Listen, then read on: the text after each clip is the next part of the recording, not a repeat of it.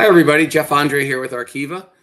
I'm joined today with Justin Evilsizer. Justin and I have worked together here for some time now. I believe Justin, it's over 12 years now, right? Yeah, over 12 years together. Yeah. And, thanks for joining us here today on our LinkedIn Live presentation. Justin's here to talk to me a little bit about understanding customer demand. And I have some questions for you, Justin. I know that you're one of our leading experts here at the company. And I think this is a great topic of conversation. We've talked about it over the years together, and bringing it to the forefront is pretty important today. So thanks for joining me today. Absolutely. I'm happy to bring whatever tips I can provide to the conversation. Justin, here, understanding the importance of customer demand. Can you talk to me a little bit about why it's really important to understand the demand? Sure. Maybe it would be great if we talked about what would happen if you didn't understand your customer demand. Good idea. Without a proper understanding of where demand is and where it needs to be, you're going to wind up with things like poor customer satisfaction, right? Whether it's a stock out that's happening, or whether it's bringing the wrong product to market, it's a pivotal part of the entire process, right? And then if you look at the consequences from that, things like your brand image will suffer as a result of that, and these sorts of things are going to lead to loss of revenue, and just a widespread impact across your entire supply chain. So it's pivotal that you understand customer demand. And the way I like to think about it is it's the roadmap to profit. If we look at all of your supply chain, so much of it is executing on the premise of what your customer demand is, what you believe it to be. And so without that proper roadmap, you might be searching for efficiencies on the supply side, on the deliverable side. But if you're not producing the right product at the right time in the right location, right, then the profitability isn't going to be there. And so, I mean, it's extremely important. I appreciate that. A lot of times in pre-sales meetings, when I'm talking to new prospects, one of the things they always ask me is what are the starting points for analyzing your customer demand? That's a good question. So it can sound like a daunting task if you're maybe a new company with recent growth, and these are the sorts of questions you're starting to ask, or maybe this is a long-standing business and times are changing, and maybe you're catching up into the digital age. Whatever your circumstances are going to be, when you think about the starting point for analyzing customer demand, things that are forecastable aren't going to be the major issue. It's the unforecastable parts. And if we think about what makes something unforecastable, it's the type of variability that you're not prepared for. And if I dive further into that variability aspect, we can do it with regard to customers, and we can also do it with regard to products. So when you think about trying to analyze that variability for those two criteria, you're going to want KPIs that are going to help you understand where you are and give you an ability to measure progress and see if you're reaching those goals. So a classic example in this realm would be something like order fulfillment. And we can take that into an OTIF score, right? Is your deliverable on time, and is it in full? So if you think about that as a starting KPI, then analyzing customer demand is going to focus around this sort of data. And I want to introduce the idea of a qualitative and a quantitative aspect to it. So if we want to look at OTIF, you can do it at, you can evaluate at a SKU for a specific customer. But if you want to really look at variability, it's important to be able to introduce different levels of aggregation into this, so that you're not just looking from a SKU perspective, but perhaps other attributes of the product family. And maybe not just from a ship to perspective, but you're bringing in region or distribution channel. When you have these different levels of aggregation, you're able to locate variability and address it more accordingly. So if you're looking at these by order size, if you're looking at it by fill rate, by replenishment lead time, this type of analysis is going to help pull out of the noise these variabilities in customer demand that is going to help you better plan for the future in terms of forecasting. So a classic example is ABC analysis, the Pareto analysis. It's important to identify what makes 80% of your demand, but it's also important to identify perhaps that last 5% and be able to isolate that. These types of analysis can help drive things like deciding whether something should be made to order or made to stock. And so if you're coming from maybe an immature level of analyzing your customer demand, these are some initial steps really to get you in the right direction. Great. You mentioned something there. You mentioned measure. You know, we Yeah. work with a guy who here always says, if you don't measure, you cannot improve, right? So Exactly. Yeah. really important. So thanks for mentioning that.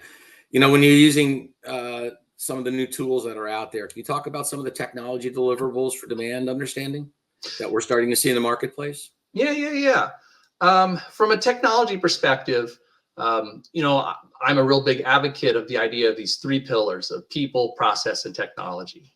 And so in that context, technology is going to be centered around maybe 3 different facets. I think about it from a framework perspective. I think about it from an automation perspective and analytical capability.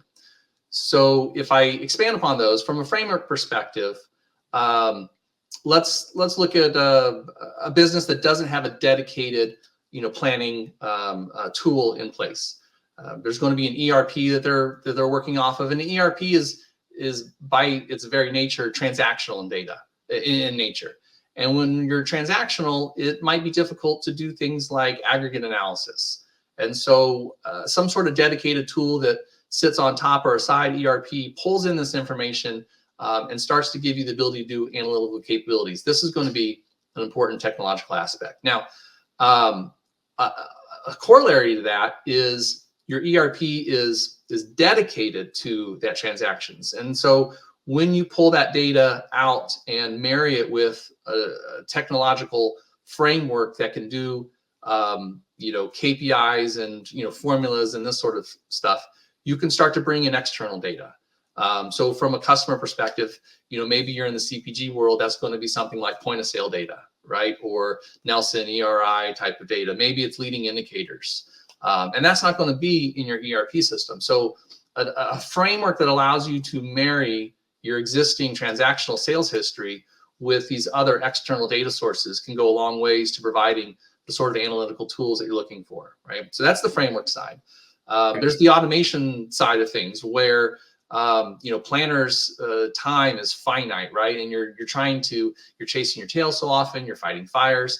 The ability to do things with cadence. So when you roll over into a new month, to have, you know, all those initial steps automatically done for you, right, is a huge time saver. To update your Pareto analysis to see, you know, where the winds are moving, you know, in your customer demand. So automation, key part of technology. And when we look towards the future, right, where's automation heading? Everyone is jumping on the bandwagon for things like, you know, chatbots and these types of large language models that not only can, you know, not just automating the basics of step-by-step, you know, monthly process, but to do things like find prescriptive analysis, right? We've looked at your sales history. We recognize this particular, you know, problems here, and, you know, here's our 3 recommendations on what you need to do. You know, this type of stuff is what's coming around the corner. I don't think much of it is mature enough yet for, you know, implementation, but it's on the horizon, right? And that's something that we need to keep our eye and our ears to the ground to be able to look for. So, and then that last part that I touched on earlier, analytical capability. So once you pull data out of your ERP and you're able to, you know, marry it with other data sources and you're able to massage it, then you can, you know, what's key is being able to visualize it, being able to configure it, whether that's a metric or a formula, in order to give you, you know, the tools to answer the questions that management, you know, is asking from you. So to me, those are the three things that you need to kind of keep in mind from a technological perspective on analyzing and understanding customer demand. Great. When businesses begin to integrate, these technology tools, what do you think some of the benefits are when you complete these types of exercises? Well, if we think about this as that roadmap to profitability, the gains that you're initially going to see are going to be on perhaps the supply side of things, right? How much inventory is tied up? How much capital is tied up in inventory, right? Because you're trying to minimize, what your excess is. How often are you expediting shipping, right? Because you've got a proper understanding of when and where, and so you're able to use the more efficient shipping opportunities. But one thing I want to highlight is, in addition to those types of typical profit loss type of gains, there's the employee morale side of this too. And that when you've got a good system in place, you're not going to see the sort of burnout. And if you've got a good group of demand planners, they're not having to rework the same thing over and over again, because they're working with good data, analyzed in the right way, and their employee satisfaction is going to go through the roof. And that from a selfish perspective of just managing your team, right, that is something, in addition to just the overall bottom line of the company, that really goes a long way. Fantastic. I appreciate those answers. I just have a few more questions for you, and then I want to see if there's some questions out there. Can you share an example of how predictive analytics has improved demand forecasting in the real world scenarios? Sure. So in addition to being, an implementation consultant for years, I was a project manager. And, one of the examples that always jumps to mind quickly is I was working with a health and beauty product company. And they had a situation where when Twitter was in its infancy, or it was just starting to take off, some people began tweeting about their products, and this resulted in basically an overnight, every single thing got bought. Some celebrity said, "Hey, you should check out, this product of theirs," and the next day, every single store was absolutely cleaned out. And so what we looked to do was put in sentiment analysis that we could, pour over the web and see what are people saying about the product, so that you could react to that, and basically in real time to be able to, analyze, where the demand was coming from, and be able to react accordingly. So that's one that immediately jumps to mind. Thanks. I just have like one more here, and then I think there's one out there as well. But everybody always asks me, when it comes to data gathering, what types of data are most valuable for creating accurate demand forecasts? What's best for accurate demand forecast? That's a great question, and I wish I had a magic silver bullet for everything. So let me try to break this down, perhaps into a couple of different industries, maybe some different verticals here. So if you're looking at it from the CPG perspective, you're going to be looking for things like point of sale data, but at the same time, there's a caveat there, right? It's the quality of that data needs to be good enough to be, if it's going to supplant what you have versus be a supplement to it. For a lot of, in my consulting experience, it's often used as a point of reference, right? Not a system of source of truth.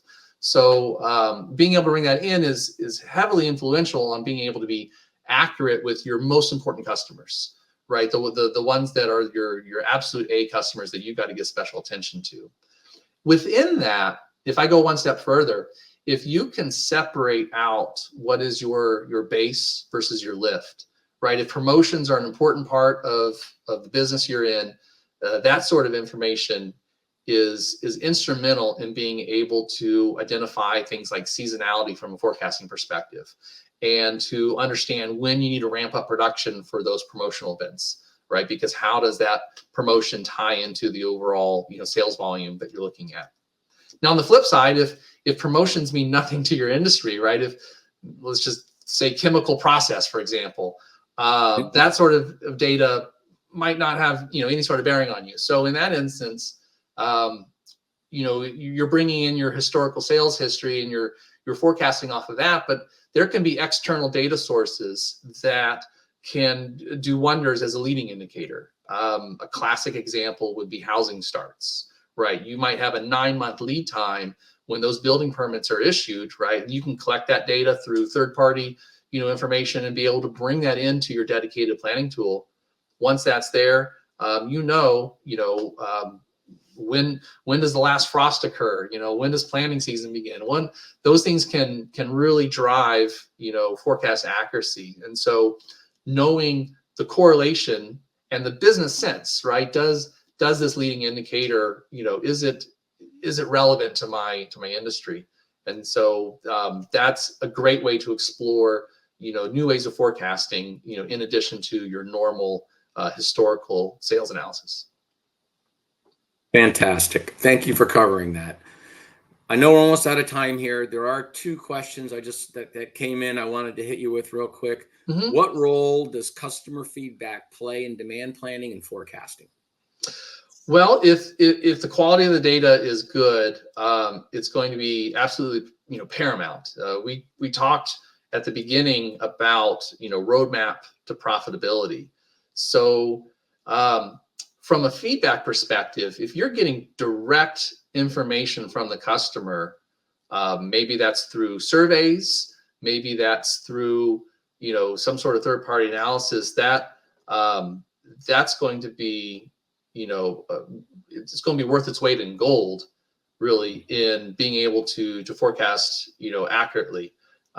Sales can abruptly end, but if you have that feedback as a precursor, right, that you're able to react ahead of time as opposed to reacting once it's already happened, right? It's critical. Yeah, certainly makes sense. Last question, Justin, before I let you go. How often should businesses review and update their demand forecasts to stay accurate? Well, I think the literature out there, whether you are a company that wants to go the S&OP route, whether you want to, if PSYOP is in your nomenclature, I know one of the the more buzzy words today is IBP, right? To bring in the financial and have integrated business planning. Yep. Each of these stresses, a cadence that's going to be, imperative to follow. In most places, that's going to be a monthly, except barring a few exceptions, right? It's going to be in a monthly cycle. And so having those types of reoccurring tasks on that monthly basis is going to be important. Now, at the same time, from a meta perspective, there's going to be things like reviewing your forecasting methodology, right? And then that can be something that a semi-annual, annual type of review would be a good opportunity to make sure that your methods are where they need to be. But generally speaking, the whole S&OP, monthly cadence, I think is, the literature is there's as much volume as there is for a reason, right? It's exactly working, and so it's a matter of getting buy-in from senior management. It's getting the people under you on board, right, to keep the processes in place. So great. Thank you very much for answering those questions, Justin. We're out of time today. I certainly appreciate you sitting in here talking about understanding customer demand. Very important topic here at Arkieva. Has been for years, and I'm sure it'll continue. So thanks again for your time today.